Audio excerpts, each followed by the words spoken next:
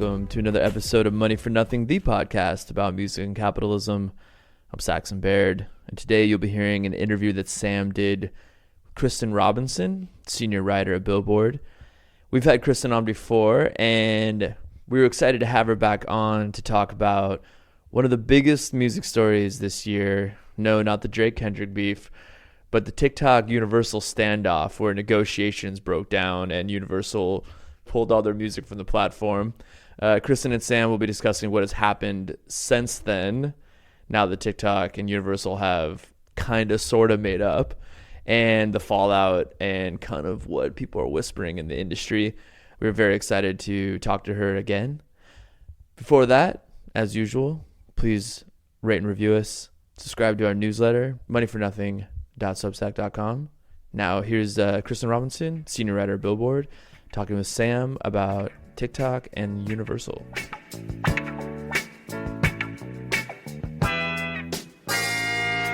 の唇恋を夢見る浮気なジプシー巻き風よくよ黒い瞳で旅するジプシー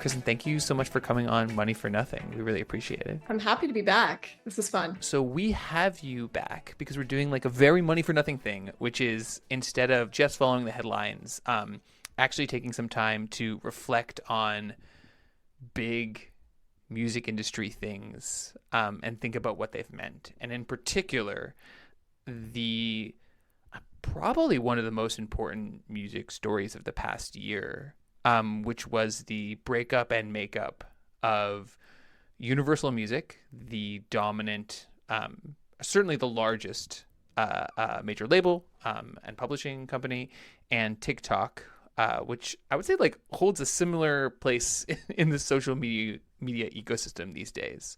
Yeah, totally. So yeah, this temporary split, and again, a variety of things that have occurred afterwards, I think really tell us a lot about how some of the major players in the music industry are positioning themselves, what they're thinking about coming next. And so we're really, really excited to have Kristin on to shed some real light on all of it. Yeah, I'm excited to be here. I think this is at least in my world, this is one of the biggest stories of the year. I would say overall, yeah, certainly one of the most consequential things to happen in the music business this year. Cool. So for maybe for listeners who haven't been keeping score at home, you can go back and listen to an episode we did about this actually. But just for now, Kristin, do you think you could run the tape back and tell us what happened? What was this split and what was it about? Yes. So no one knew this was coming.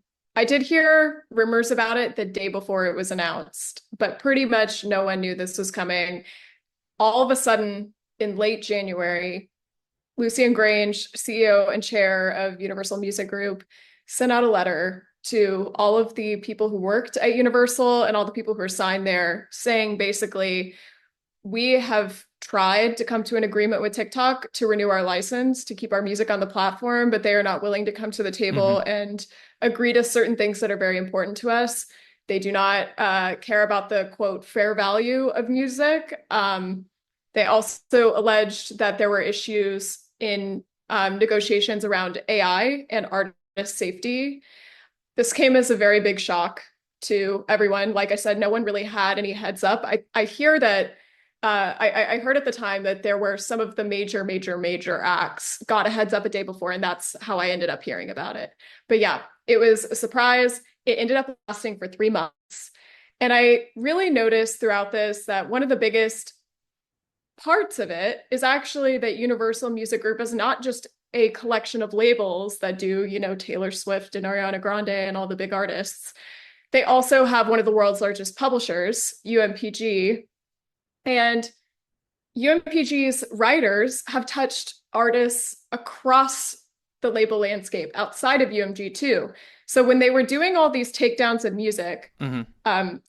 because the license had expired on TikTok, when they were taking down all this music, they also had to take down all the publishing assets, which meant that the consequences of these takedowns went way wider than just the Universal artists that you would have expected it to. Texas Hold'em by Beyonce, that was released by Columbia Records, which is under Sony. That was taken down briefly and then put back up, which was a little confusing. Right. But because of a Universal writer, this happened across the board. So had huge consequences. And ultimately, 3 months later, after a lot of artists started finding workarounds to stay on the platform, there were a lot of fans that were very against Universal for what they had done. Taylor Swift made a direct deal with TikTok. A lot of people see that as like the turning point when Universal went back to the table with TikTok and settled it once and for all. That was announced, 3 months after this whole thing happened. And, since then, I think it's had an effect on the way that other people in the music business have dealt with TikTok. I think that certainly has cast a long shadow over the year. Yeah. So just to be clear, that surprise nature of the announcement kind of follows the generally shady, and I don't mean shady, I mean I do mean shady, but like also like literally in the shadows nature of the deals that the majors have with TikTok. It's not Totally. covered by the same kinds of like standardized copyright payouts that a lot of other digital services are defined by, right? Yeah. So TikTok makes individual deals with all of the labels and publishers to keep music licensed on the platform.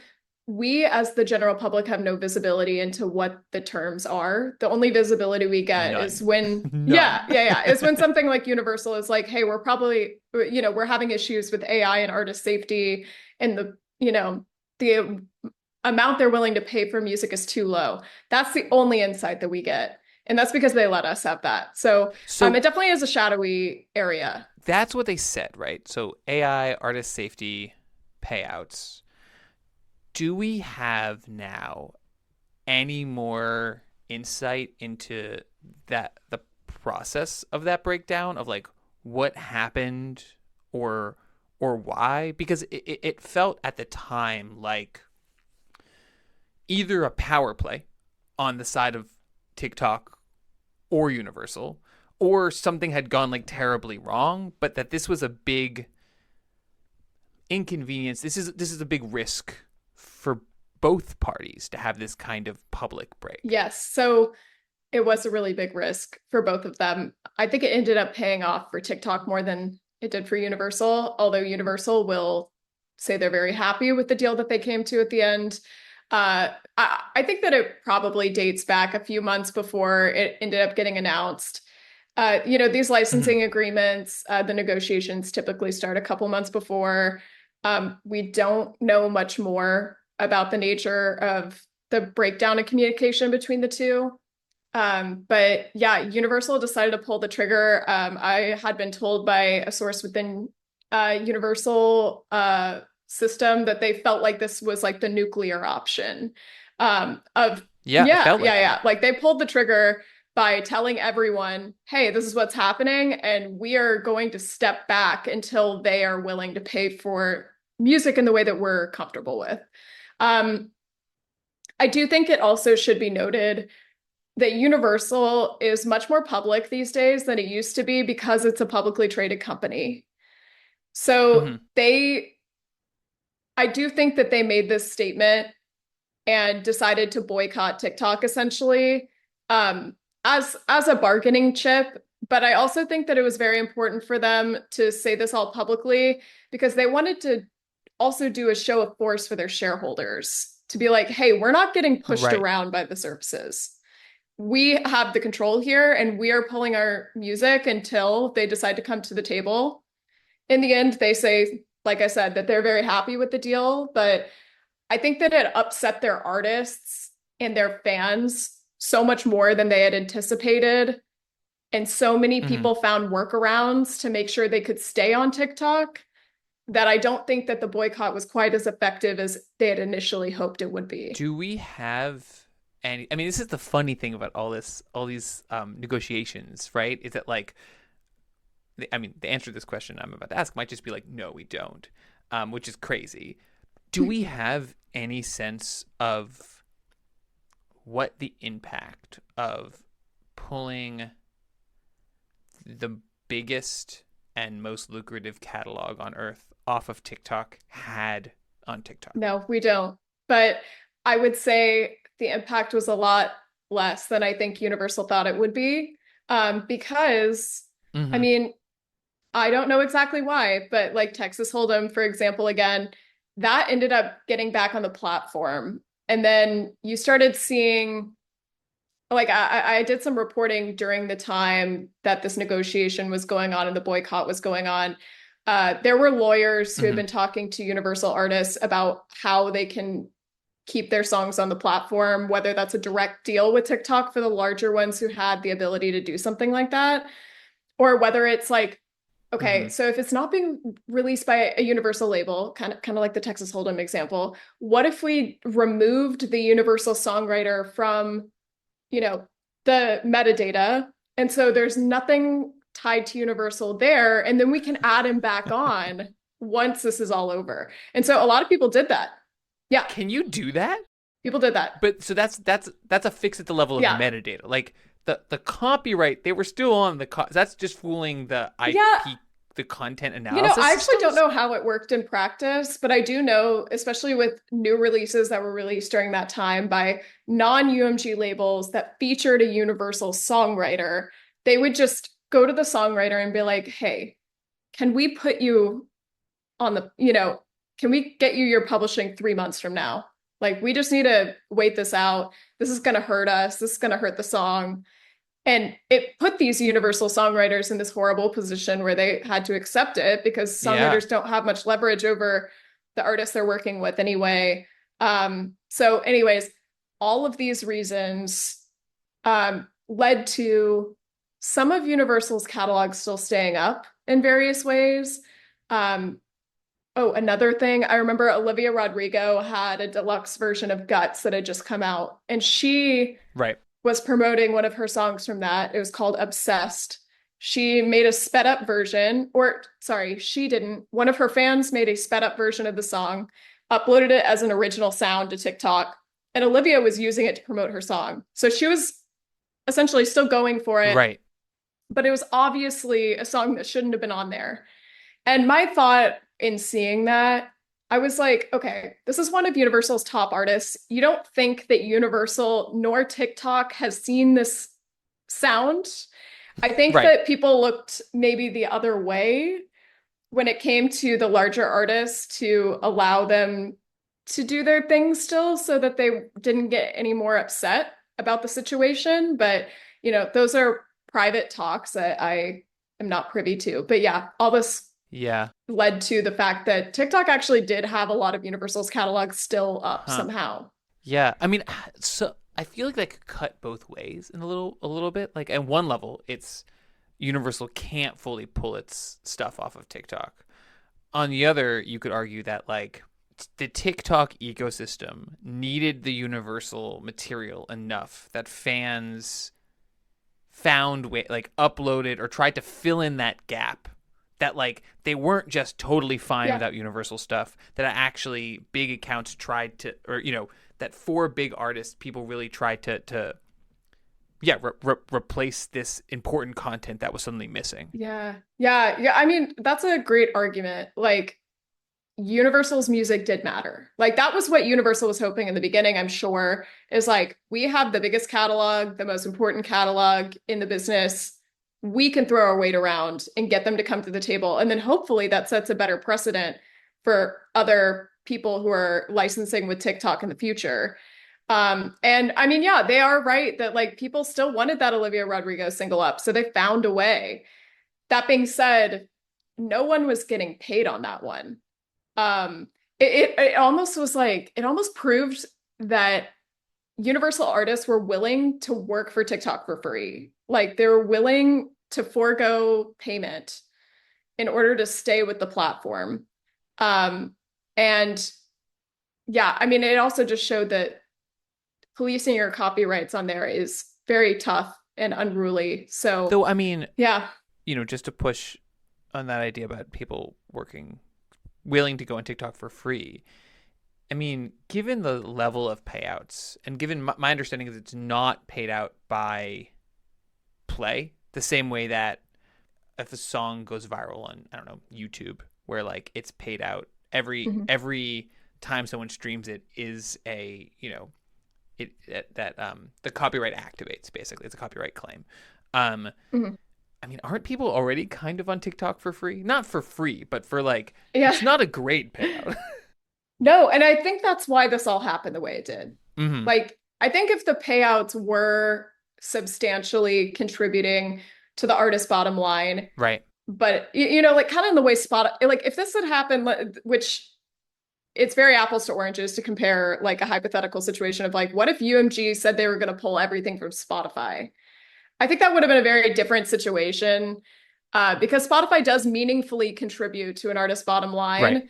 Whereas everyone kind of expects on TikTok that they're not really going to get paid that much, even if they have a song that goes very viral. Yeah. Yeah, even if you have a song that goes very viral, you ultimately take home so little that it's almost negligible. And that is the problem. And Universal is right. That is a problem. Like that is something that I think everyone in the music business would agree with. But the problem is that since all of their artists, even the ones who had viral hits, were so primed to feel like they were barely missing out on money anyway. And to top it off, I don't know if this is still the same way that it's paid out, but TikTok pays Universal like a lump sum based on creates, not based on payments, and then it trickles down to the artist. Yeah, it's based on created videos. Yeah. So like syncs, actually, almost. Technically, are those technically each a sync? Kind of. Yeah. I know that the National Music Publishers Association considers platforms like TikTok to be mass sync platforms. That's what they call them. And historically, they've paid artists, songwriters, various members of the music business based on creates made to the song rather than views. That seems to be changing. I do know that there was a deal a little, I guess like 2 months ago that was done that was based on views. And it seems like that's where they want to go. But yeah, so it's based on creates. Artists are not used to seeing much money from TikTok. So unfortunately, when, Universal pulled the catalog, made that decision for all the artists and basically was like, we're all leaving, the artists didn't react the same way that I think Universal thought they would because they were so used to getting so little from TikTok. It was almost like they already felt like they were working for free. And, like it just didn't phase them and they wanted to keep going for the exposure of it. They weren't motivated by trying to help Universal force TikTok's hand and up the payment, which frankly, like would be great for everyone if they had done that. And Universal always say that the deal ended up being better for them in the end. So hopefully they did get a good deal, but yeah, that's kind of the situation there. It's the payments are just so negligible. That's fascinating because in a weird way, it's like there's a way you could look at the cracking of the embargo, which whether that's by big accounts like Taylor Swift, like somehow having Twisted Poetry Department. I'm messing up the name of that album. Tortured Poets Department. Yeah. Tortured Poets Department.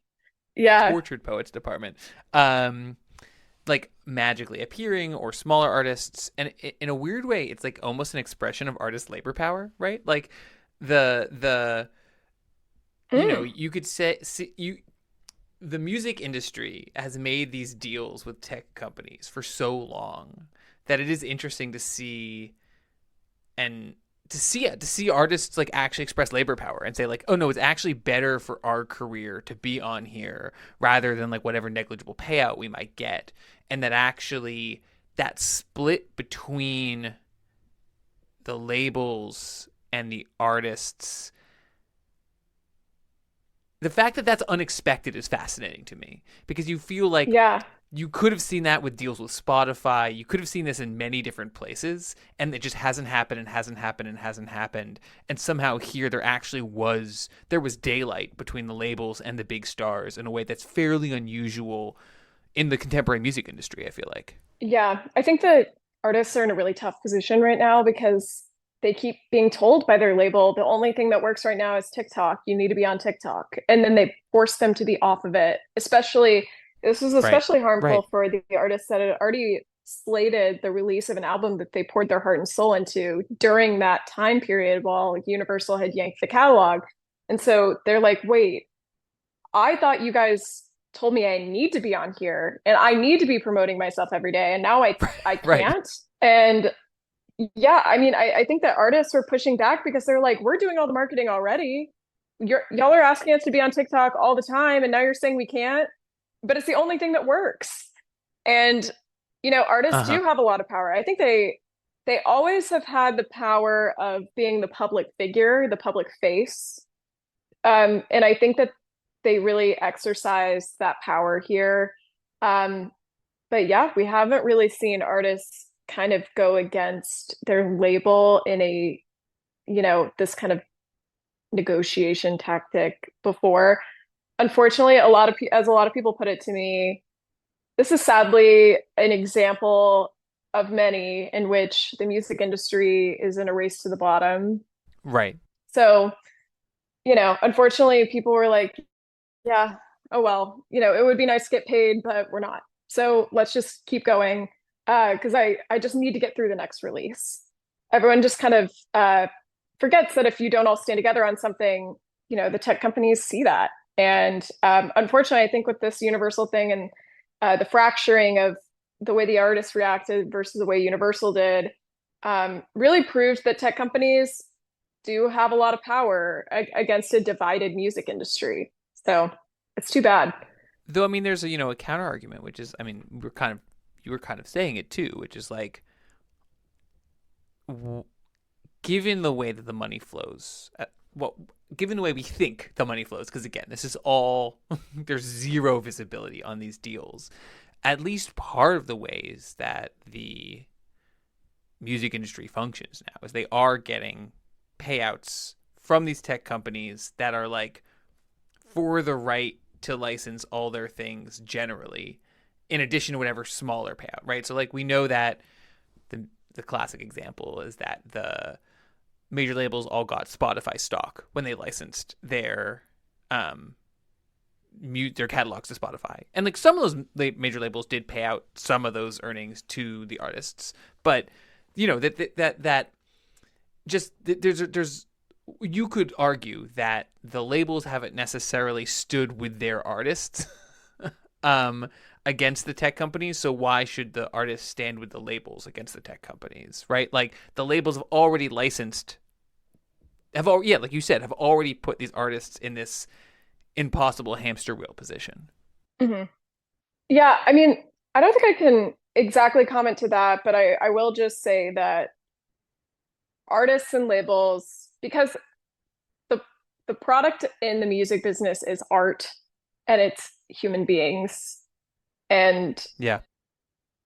it's, yeah, them pouring their life's work into an album and then people trying to sell it for money. There have always been disagreements between artists and business people, and that's sure to Yes. continue. And yeah, I mean, but I do think you're right. Like there's more power in the artist's hands than there ever was before.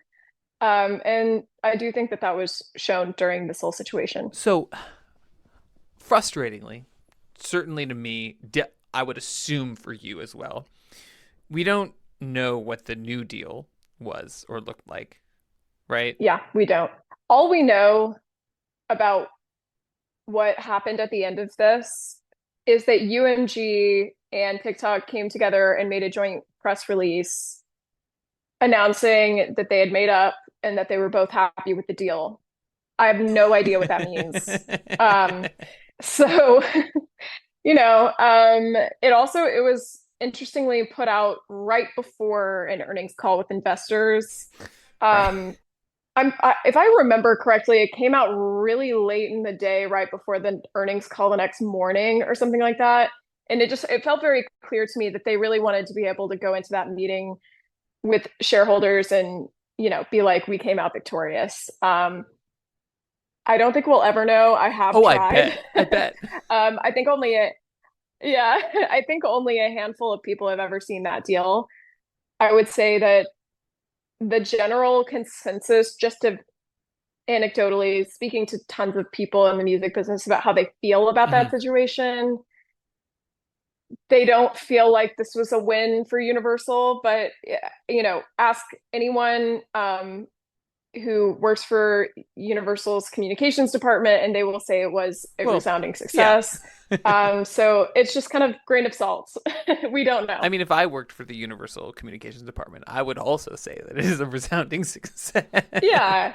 I mean, yeah, they're doing their job, and I respect Yeah, that. of course. And I do think that some things must have improved. I don't think that it's some bold-faced lie, but I don't know if it necessarily was a good enough deal based, from the initial offer that caused them to boycott to have made the boycott worth it. Interesting.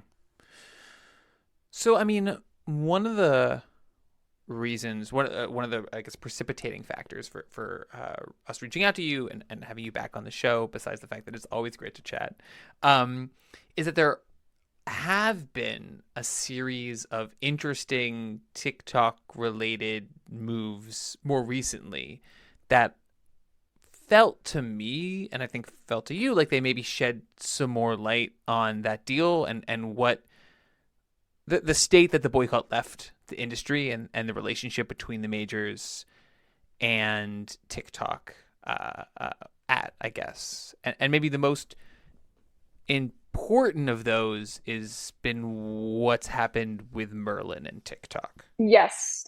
So a couple months ago, Hmm. Merlin sent out a letter to its members. Merlin is a digital licensing coalition that licenses with tech companies on behalf of thousands of indie labels and distributors. The idea being that together they are stronger in their negotiations than they are apart, And especially because some of these companies are very, very small and and also might and not even have like an in-house lawyer who could deal with the kind of negotiations that take place here. So Merlin sent a letter to its members saying that TikTok had, quote, walked away from licensing negotiations before they had even begun, and that their license that they currently have for their members with TikTok was going to expire on Halloween. And after that, if they did not, yeah, spooky for sure. And if they did not figure out their own licensing situation on their own outside of Merlin by then their music would be taken down. So kind of felt like almost like a Universal 2.0. right, If the Universal situation went the way it did, what hope do indie labels have in holding right, out? right. Like, I just don't think that there was any way in anyone's mind where they felt like, yeah, what if we all just, decided to not do the license together? And also, for antitrust purposes, Merlin is not allowed to suggest that they do that. But if they independently decided, like, let's all band together and move our music off of TikTok, I mean, if Universal struggled with it, then they certainly will struggle with it. So TikTok had a different version of the story. And it should be noted that basically that, they said that there are quite a few members of Merlin that have uploaded fraudulent content onto the platform. So Uh-huh. they explain this to me as songs that infringed on other labels' songs, that things they didn't have the rights to, and that they didn't. It was a liability for them basically, and they didn't want to have everyone on there. They wanted most people on there, all the people who did good things, and that they would reach out to those labels individually to do individual licenses with them. So, Oof. yeah. So ultimately, TikTok did come to individual agreements with pretty much everyone by the deadline. And if not, they had some extensions for people who are in the process of negotiating. Uh, My reporting tells me there was a boilerplate offer that was fairly similar to what happened under the Merlin license, but a little worse. Um, Wow. there was no MFN clause anymore, What's an MFN clause? most favored nations clause. Right. And also there was no typically Merlin had negotiated for an ad budget or ad credits. And basically what that is like a portion of money that TikTok guarantees their licensing partners to buy essentially free ads on the platform, Right. which a lot of labels really enjoyed having. Like around the release of one of their big projects, they could use some of their ad credits and further Right. push it on TikTok. So that was gone. Um, Off the top of my head, I'm struggling to remember the other And most points. favored nation status is that if someone has a better deal, you get the same deal, Hmm. usually. Hmm. And I'll be totally honest, I don't know exactly how that works in this context. But yeah, I mean that certainly was a protection that a lot of people wanted, but that was not offered to everyone. So let me just get this straight. TikTok, fresh off of a situation in which individual users uploaded illegal versions of Universal Music songs enough to potentially bring down this uh, uh, boycott's not, I don't think, quite the right word if it's a giant multinational corporation, but let's just call it a boycott. Then turns Mhm. around to the indie labels and says, some of you are uploading illegal content. So in exchange, what we're going to do is basically threaten to pull all of your content off of TikTok, which inevitably will prod our users to upload illegally versions of your material because some of you are uploading illegal versions of other people's material. Is that kind of right? Yeah, that's kind of right. I actually had not thought of it that way, but that is true. That is true. So, it's Not I undevious. yeah, it's a little devious. I do think that TikTok was emboldened by what happened with Universal to know that if the indies tried to pull the same move Universal did, if Universal wasn't 100% effective doing it, the indies have no shot. Mm-hmm. This is what I would imagine. If I worked at TikTok, this is what I would think. You know, like the indie license is up, we can choose to do what we want with it. I feel like it really proved that TikTok had power. It's a brutal move. It's a brutal move. It's just breaking the one of, and this is like big labels and little labels. Merlin, but Hmm. Merlin's like, what, 15, less than 20, but it's a chunk of the market altogether. Yeah, I It's don't know. not nothing. It's not nothing. It's not nothing. Um, yeah, there were certainly some bigger companies that were involved as well as the little guys. Um, yeah, it broke up their negotiating power. That's what Merlin said of the move.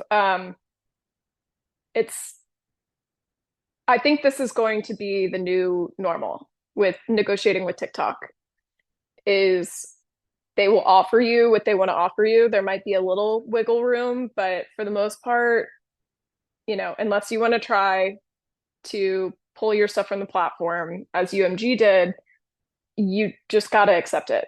So I don't think that we are in the driver's seat as the music business when it comes to TikTok.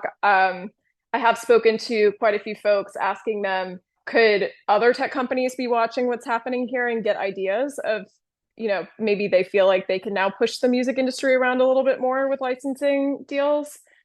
Most of them don't believe that this will transfer to other companies. Maybe it's wishful thinking, but I I do agree with them that many people have said that, negotiating with TikTok has always been unlike any other platform. So, um, I do think that they see it as an exception and not necessarily an ongoing rule across, tech licensing negotiations. And why? And I assume that TikTok doesn't have, because all of this is based, it seems like, on the implicit threat that like people will upload this music anyway, at least part of it. Like, and so TikTok has no liability from that because of kind of the same general safe harbor rules that apply elsewhere on the internet. Like, why couldn't you say, Yeah. I'm going to sue you for copyright infringement because this song went viral on TikTok? I believe I'm pretty positive on this. I do want to go double check it out. Yeah, that TikTok abides by the same rules, like the DMCA rules of, you Hmm. know, takedowns of infringing content. So, um, I believe that they are a little bit protected because of the DMCA, and that if someone uploads, Obsessed by Olivia Rodrigo sped up illegally, if Universal doesn't issue a takedown for that as the rights holder, then it's kind of on the rights holder to make the takedown request. And then if Right. TikTok doesn't reply to that takedown request, that's when they're liable for having that content on the platform. So, across all the sites that fall under the Hmm. DMCA's umbrella, that is how it is. It's really put onto the rights holder. Yeah. So from one perspective, I think like at the music industry as a whole, this is like clear. Like it seems like this set of events this year have been like a major defeat in many ways.